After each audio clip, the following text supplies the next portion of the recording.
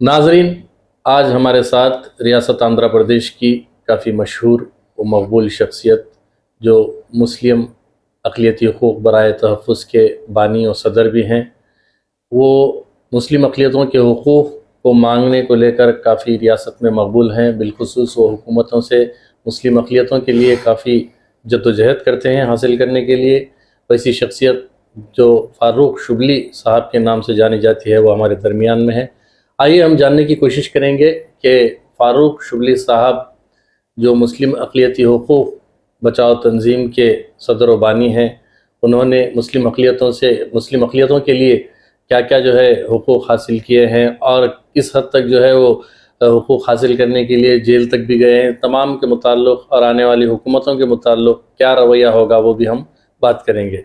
फ़ारूक शुबली साहब, आपका बेहद इस्तक़बाल है हमारे इस शो में, बज़्म आईना वकील साहब पोस्ट के ख़ुसूसी शो में। सबसे पहले सवाल, अब जो हुकूमत जगन हुकूमत चल रही है, वो ये कह रही है कि वो जो उन्होंने वादे किए हैं 90% वादे पूरे किए हैं हम, और बिलख़ुसूस मुस्लिम अक़लियतों के लिए हम वो काम किए हैं जो पिछली हुकूमतों ने नहीं किया था, ऐसा उनका दावा है। ये दावे कहाँ तक कामयाब हुए हैं आपकी नज़र में? पहले तो आपका जो शो है, स्पेशल शो बज़्म आईना जो शो है, उसके जितने भी नाज़रीन हैं उन सब की खिदमत में सलाम अर्ज़ करता हूँ। अस्सलामु अलैकुम व रहमतुल्लाहि व बरकातुहू। सबसे पहली बात, हाज़री साहब, जो आपने सवाल पूछा कि हुकूमत जो है क्या बोलते क्लेम कर रही है कि इन्होंने जो है 90-95% उन्होंने किया, वो क्लेम नहीं करेंगी तो और क्या करेंगी? अगर मुझसे आप पूछेंगे तो मैं तो साफ सीधे अंदाज में और पॉइंट ब्लैंक अंदाज में मैं ये कहूँगा कि हाथी के दांत दिखाने के अलग और चबाने के अलग होते हैं। और हमारे सूबे आंध्र प्रदेश के जो इज़्ज़तमाब सीएम साहब हैं, आपके अभी रवैया कुछ इसी तरीके से है। अगर आप कंपैरिजन में अगर चले जाएंगे, मतलब ज़्यादा गुफ्तगू करने की ज़रूरत नहीं है इसके ऊपर, क्योंकि मैं बहुत सिंपल अंदाज में जो है इसको, दो टोक अंदाज में जो है इसको ब्रेक कर दे सकते हैं कि आपके जो वादे और जो आपका जो क्लेम है वो बिल्कुल बिल्कुल बिल्कुल जो है गलत है। गुज़िश्ता 5 साल की हुकूमत को कंपैरिजन करते हुए हम बात करेंगे। गुज़िश्ता 5 साल की हुकूमत में जो दुल्हन स्कीम है, तो दुल्हन स्कीम के लिए 48,689 पीपल जो अक़लियतों की जानिब से मुसलमानों को जो है इतने लोगों को आप हुकूमत में जो है दुल्हन तोहफ़ा जो है दिया गया। आज की जो हुकूमत है, आप हजरात सब बेहतर जानते हैं, आप खुद भी बेहतर जानते हैं कि जब तक अक़लियती हुकूक़ बराए तहफ़्फ़ुज़ हमारी तंजीम जब तक कोर्ट को अप्रोच नहीं हुई और कोर्ट से हमने जो है पिल दाखिल कर कर जब तक हमने इन हुकूमत को जो है कोर्ट में नहीं घसीटा और वहाँ पर जो है जब तक हमने फटकार नहीं लगाई इन लोगों को, तब तक जो है ये देने के लिए तैयार नहीं हुए। आज जो कंडीशंस के साथ जो दुल्हन स्कीम इम्प्लीमेंट हो रहा है, वो अल्हम्दुलिल्लाह सिर्फ और सिर्फ जो है अक़लियती हुकूक़ बराए तहफ़्फ़ुज़ के तुफ़ैल से वो हो रहा है।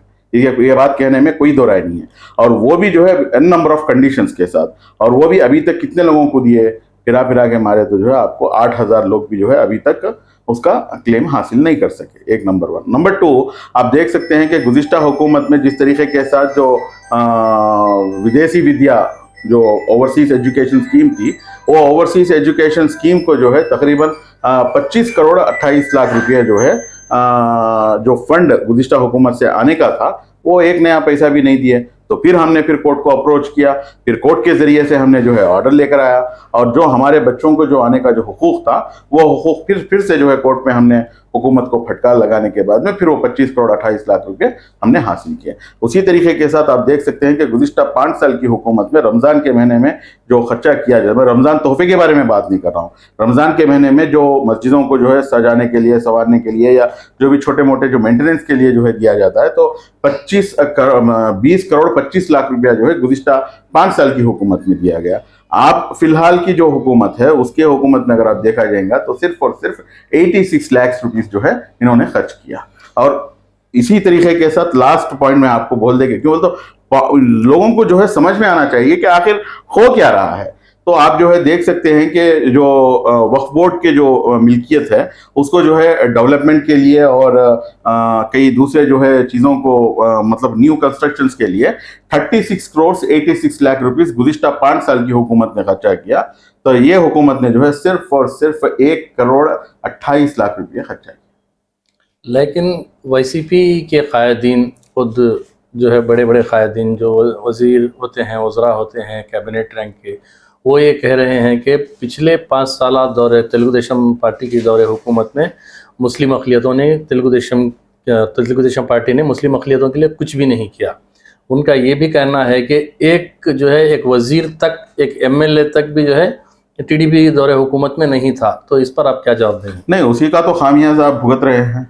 बिल्कुल सही है, उसमें कोई दो राय नहीं है, उसको हम झुटलाने वालों में से नहीं है, बिल्कुल हकीकत है। उस वक्त जिस तरीके का रवैया मुसलमानों के साथ इख्तियार किया गया तेलुगु देशम की हुकूमत ने, तो उसका जो खामियाजा है वो 2019 में उसका खामियाजा वो लोग भुगते हैं। फिर उसके बाद में 4 साल के बाद में फिर एनएमडी फारूक साहब को जो है मिनिस्टर देकर, एमएलसी देकर फिर उनको मिनिस्टर बनाया गया। बहरहाल गलतियां हुई हैं, मैं ये नहीं कहूँगा कि ये सही है या ये सही है। मेरा बोलने का मतलब ये है कि आप फिलहाल की हुकूमत में देखिए, आपको 4 एमएलए, 4 एमएलसी और एक मिनिस्टर साहब मौजूद हैं। गुज़िश्ता की हुकूमत में ना तो मिनिस्टर था, ना ही कुछ एमएलए उतने खास मौजूद थे। बहरहाल वो एक खुला क्या बोलते हैं, दूध का दूध पानी का पानी, जिस तरीके के साथ शफाफ सच है वो तो सामने है, आंखों के सामने। लेकिन आपको यहाँ पर गौर करने वाली बात यह है कि गुज़िश्ता हुकूमत में जो वेलफेयर हुआ वो वेलफेयर कई ज़बरदस्त तरीके के साथ वेलफेयर हुआ। लेकिन आज की हुकूमत के अंदर लोगों के लिए जो है बोलने के लिए, मतलब विदाउट पावर जो है मिनिस्टर्स, विदाउट पावर जो है एमएलएस, विदाउट पावर जो है एमएलसी मौजूद हैं। सिर्फ और सिर्फ ये 8 अफराद खानदान जो है, 4 एमएलएस और 4 एमएलसी से, सिर्फ ये 8 अफराद खानदान ही इसके अंदर जो है फलाह बहबूदी की तरफ बढ़ रहे हैं। आपने जो कहा कि 2019 में उसी का खामियाजा भुगतना पड़ा, तो इस बार भी तेलुगु देशम पार्टी ने जो लिस्ट जारी की है उसमें सिर्फ एक माइनॉरिटी का जो है कैंडिडेट उम्मीदवार है, वो भी नंदयाल से एनएमडी फारूक साहब। तो पिछले मरतबा जब हमारी आपसे मुलाकात हुई तो आपने कहा था कि हम जो है मुस्लिम हक़ पोराटा समिति की जानिब से ये प्रेशर रखे हैं कि मैक्सिमम नंबर ऑफ़ जो है मुस्लिम कैंडिडेट्स को दिया जाए। लेकिन इस बार भी वही गलती तेलुगु देशम पार्टी करती नज़र आ रही है। इस पर आपका क्या जवाब? नहीं, बिल्कुल, देखिए, मैं यहाँ पर एक छोटी सी बात यहाँ पर कहते चलूँ कि भाई अभी तक जो है सिर्फ 99 सीट्स जो है रिलीज हुए हैं, 1 नंबर पर। नंबर 2 यहाँ पर जो है अलायंस है। अलायंस जो है आपको फिलहाल तो जनसेना का और टीडीपी का तो कंफर्म अलायंस दिख रहा है, और तीसरी चीज़ उसके अंदर बीजेपी भी जो है शामिल होने के इम्कानात हैं। तो उसकी वजह से सीटों को देने के अंदर कुछ 19-20 हो सकता है, उसमें कोई दो राय नहीं है। लेकिन एट द सेम टाइम जो है और भी लिस्ट जो है बाकी है, और हमारी पूरी उम्मीद है कि इंशाल्लाह एटलीस्ट एक 5 या 6 अफराद तो भी जो है पूरे सूबे से होंगे। ये हमारी उम्मीद है, अल्लाह करे वो उम्मीद को जो है अल्लाह ताला उसको पूरा करे। वाईएसआरसीपी की जानिब से जो 6 या 7 मुस्लिम कैंडिडेट्स दिए हैं, उन पर आपका क्या ख्याल? देखिए साहब, आप यहाँ पर जो है मैं फिर से मैं वही कहना चाहता हूँ कि देखिए 7 नहीं, आप 70 दीजिए, 7 नहीं 70 दीजिए।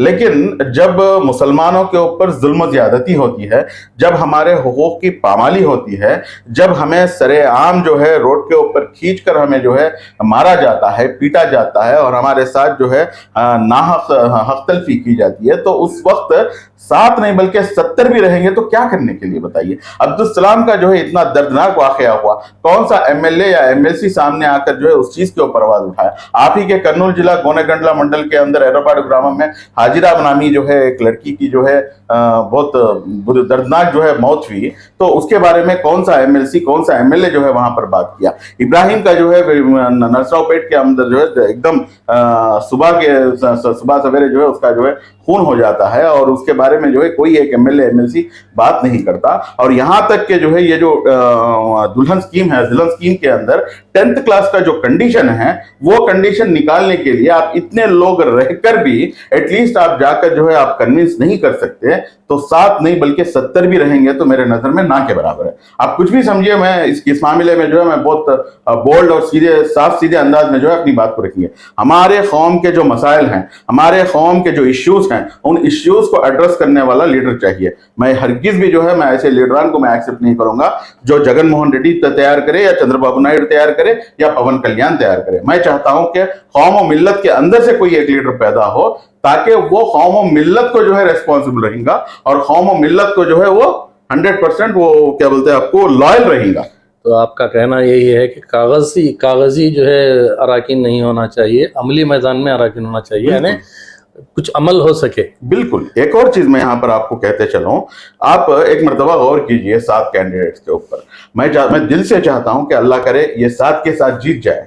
मैं ये नहीं कहूंगा कि भाई क्या बोलते हैं, मैंने जो है सपोर्ट तेलुगु देशम पार्टी को दे रखी है तो मैं चाहता हूं कि भाई सिर्फ तेलुगु देशम के ही मुसलमान जीते, ऐसा मैं हरगिज भी नहीं कहूंगा। मैं दिल से चाहता हूं और अल्लाह से दुआ गो भी हूं कि अल्लाह ताला इन 7 लोगों को भी जो है सक्सेस दे। लेकिन यहाँ पर जो सियासी शऊर के साथ जो सूझने वाली चीज है, आप एक मरतबा उसके ऊपर नजर डालें। आप देखिए, आप कदरी के जो कैंडिडेट हैं, आप क्या उसका नाम जानते हैं?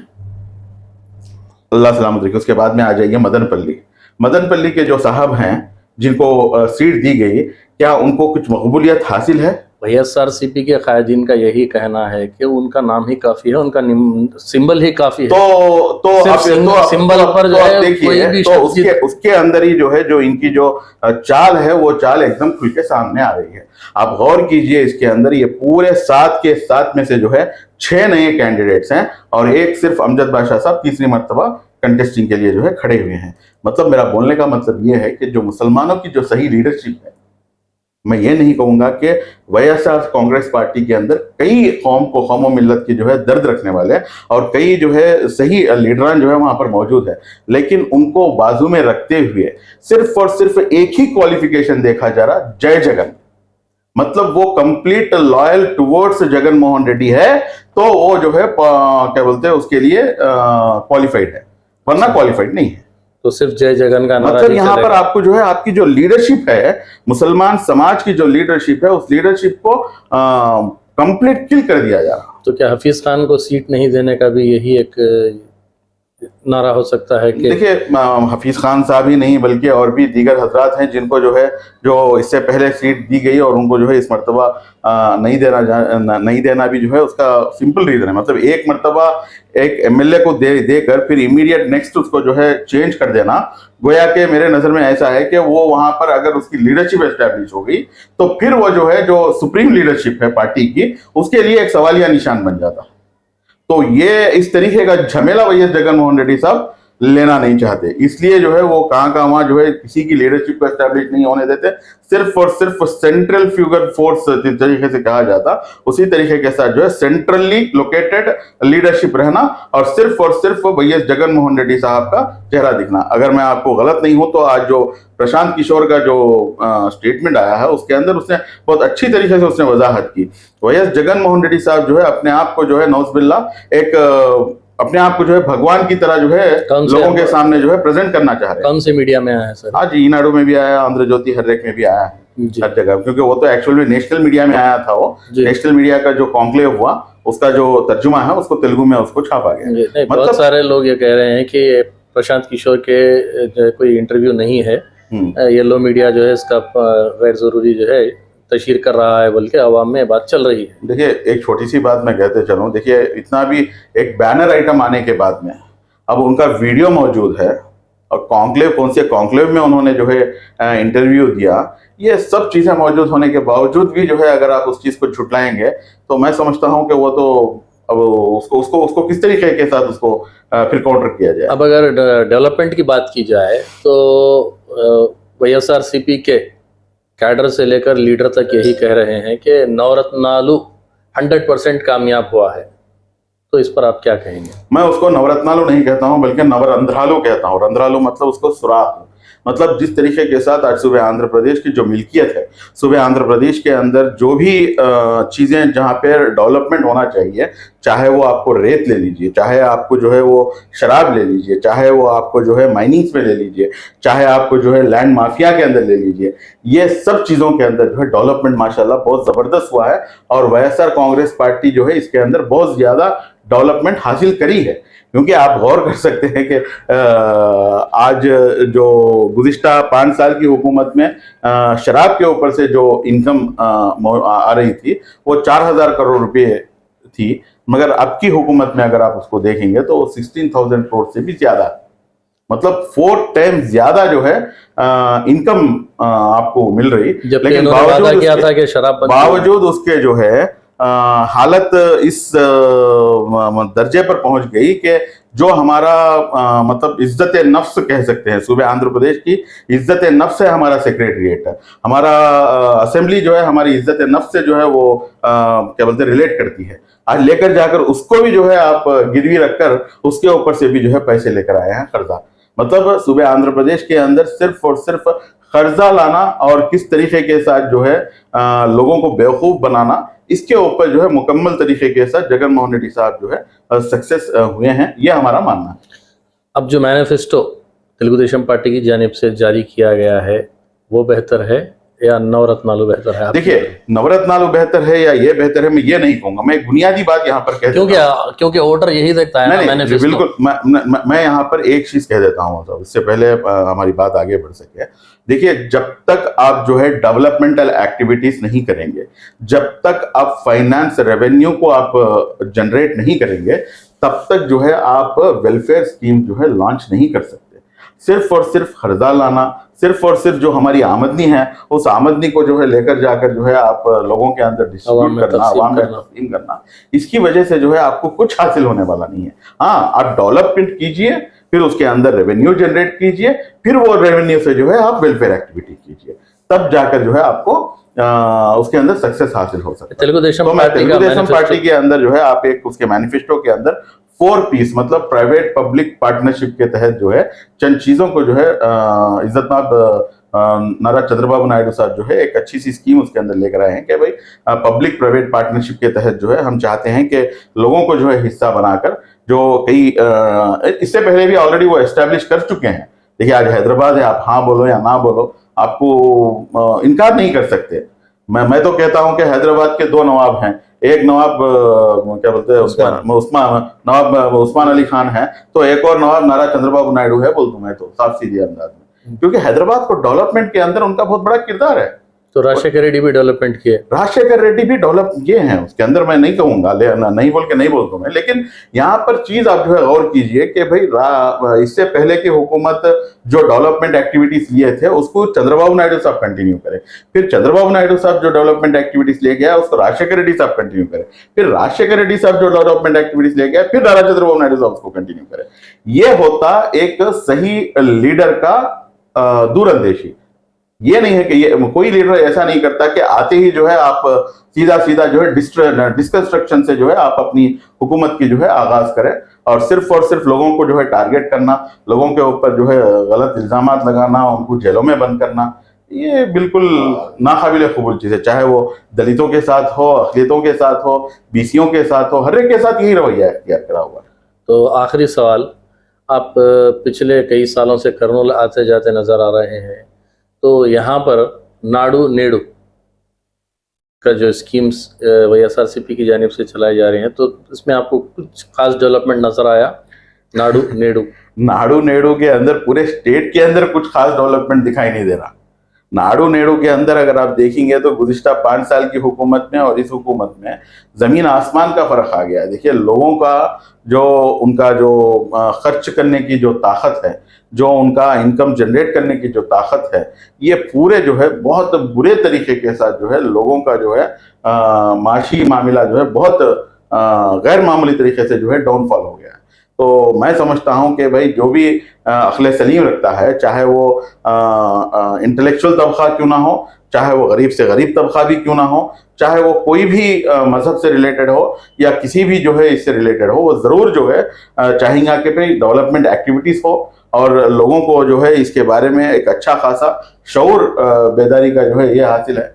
देखते हैं कि आगे चल के क्या होता है इंशाअल्लाह। आखिरी सवाल, लास्ट बट नॉट लीस्ट, इसमें आंध्र प्रदेश के वोटर्स से आप क्या अपील करेंगे? देखिए, मैं आंध्र प्रदेश के वोटर्स से मैं ज़रूर और स्पेशली खुसूसी तौर पे जो है जो पिछड़ा तबका है, चाहे वो दलित तबका हो, चाहे वो माइनॉरिटीज़ का तबका हो, मैं इन लोगों से मैं यही अपील करना चाहता हूँ कि आप अपने ईमान फरोशी ना करें। मतलब मैं सीधी सीधी बात अगर कह दें तो वोट को जो है आप अपने वोट को बेचे ना, क्योंकि आज के तारीख में जो इलेक्शन होने जा रहा है, मैं समझता हूं कि ये इलेक्शन YS जगन मोहन रेड्डी साहब और नारा चंद्रबाबू नायडू साहब के दरमियान में कंपटीशन नहीं है, बल्कि पैसे से पैसे का कंपटीशन है। तो लोगों को चाहिए कि कौन कितना ज्यादा पैसा देगा उसको हम वोट करेंगे।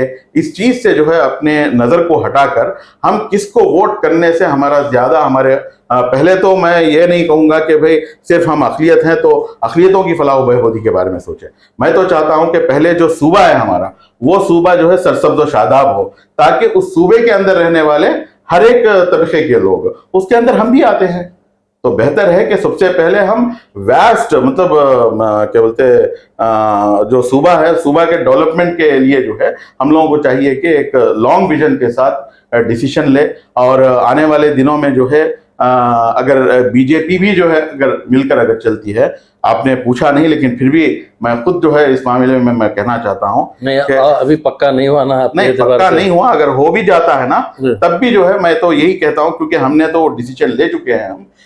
हमारा ये मानना है कि अगर आप भारतीय जनता पार्टी को, बीजेपी को अगर आप हराने के लिए काम करेंगे तो वो जीतते ही रहेगी। ये बात हम तो मुसलमानों को जिताना चाहिए, मुझे बीजेपी को जिताना चाहिए, मैंने ये नहीं फिर हराना। आपने फिर जो है फिर मेरी बात को जो है आपने फिर तोड़ मरोड़ के पेश करने की कोशिश कर दी है। मैं अपनी बात को पूरी मुकम्मल कर देता हूँ जी। बीजेपी को हराने के लिए मुसलमान को काम करना नहीं चाहिए, बल्कि मुसलमान किस तरीके से जीता जाएगा, मुसलमान को किस तरीके के साथ जीतना है, इसके ऊपर हमारा कॉन्सेंट्रेशन हो। क्योंकि अगर हम बीजेपी को हराने के बारे में हम सोच रहे हैं तो इसके एगेंस्ट में जो है उसको किस तरीके से जिताया जाए, जो मेजॉरिटी कम्युनिटी है वो लोग जो है एकजुट हो रहे हैं, और इसका नुकसान गुज़िश्ता 10 साल से जो है हम लोग देख रहे हैं।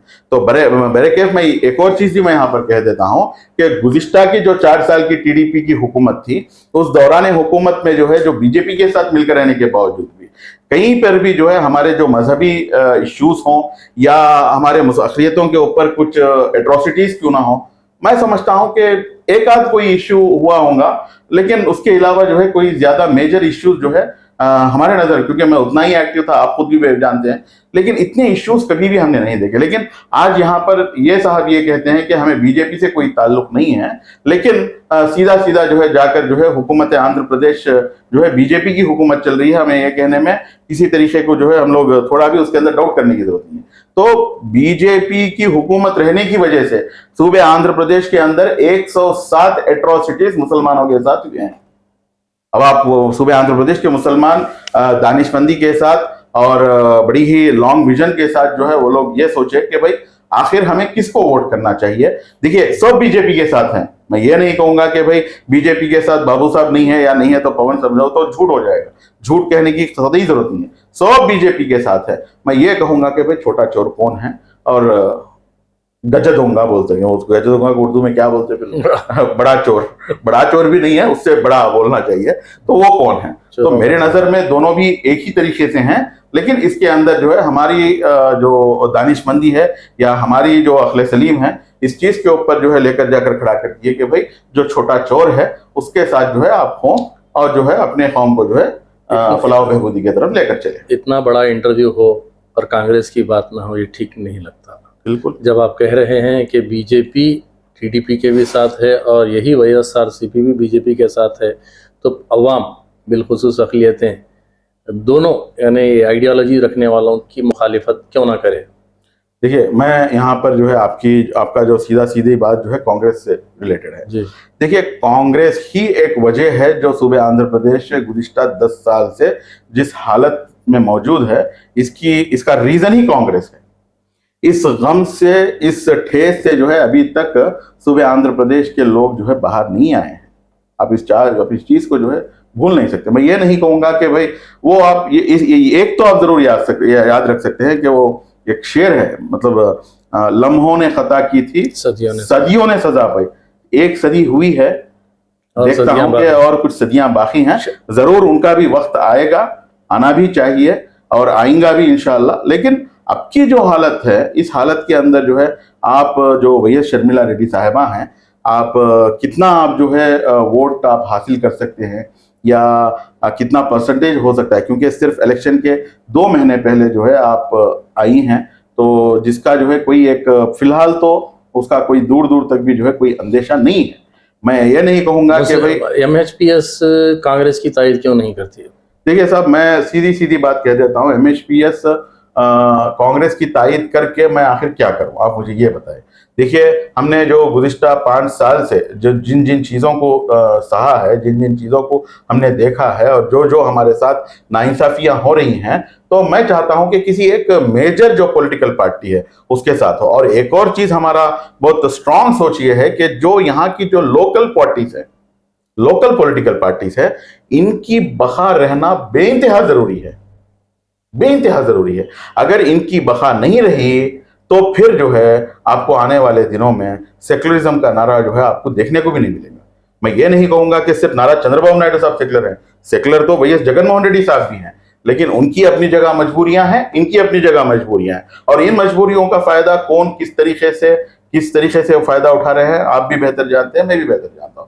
तो इन हालात के अंदर जो है किस तरीके के साथ इक़दाम को उठाया जाए, हमारा जो स्टेट बॉडी है उसके अंदर हमने मीटिंग की, फिर उसके बाद में फिर जो है उसके ऊपर हमने बहुत ज़्यादा इजहारात जो है हमारे तबादले ख्यालात हुए, होने के बाद में फिर हमने जो है एक स्ट्रॉन्ग डिसीजन लिया कि जो 2024 के जो इलेक्शन है इसके अंदर तेलुगु देशम पार्टी और नारा चंद्रबाबू नायडू साहब को सूबे आंध्र प्रदेश का CM बनना बेइंतहा ज़रूरी है, और उसके लिए इंशाअल्लाह अक़लियती हुकूक़ बराए तहफ़्फ़ुज़ तेलुगु देशम पार्टी के साथ जो है काम करने के लिए तैयार है। आपको भी जो है किसी हल्के का उम्मीदवार बनाया जा रहा है तेलुगु देशम पार्टी की जानिब से, ये खबरें गश्त कर रही हैं सोशल अल्लाह आमीन करे बोलूँगा मैं तो। लेकिन यहाँ पर एक छोटी सी बात कहते चलो, मैंने कहीं पर भी सीट मैंने पूछी नहीं है, ये बात हकीकत है।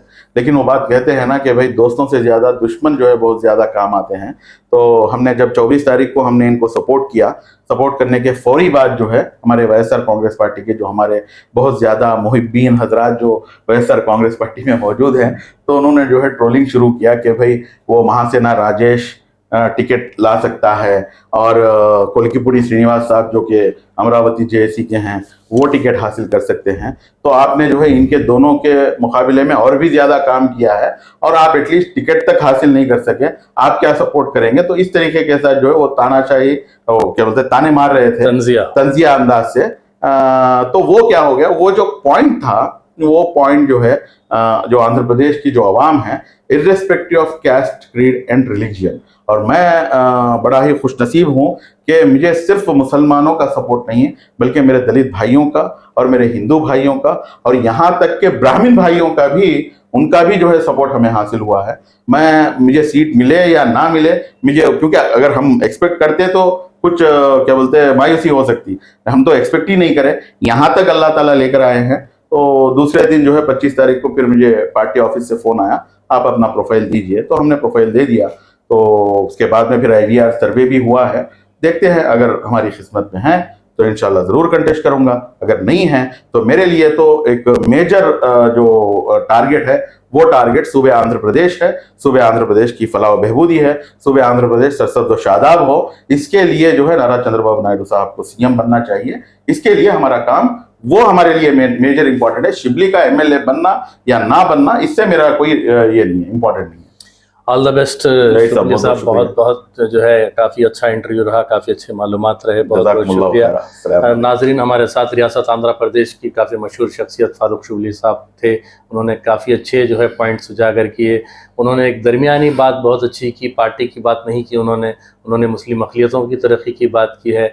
आइए हम आने वाले दिनों में कि कोई भी हुकूमत फॉर्म करे, चाहे वाईएसआर हो या TTP हो या कांग्रेस हो, तो मुस्लिम अक़लियतों को अपना हुकूक कहाँ तक मिलता है हम देखेंगे।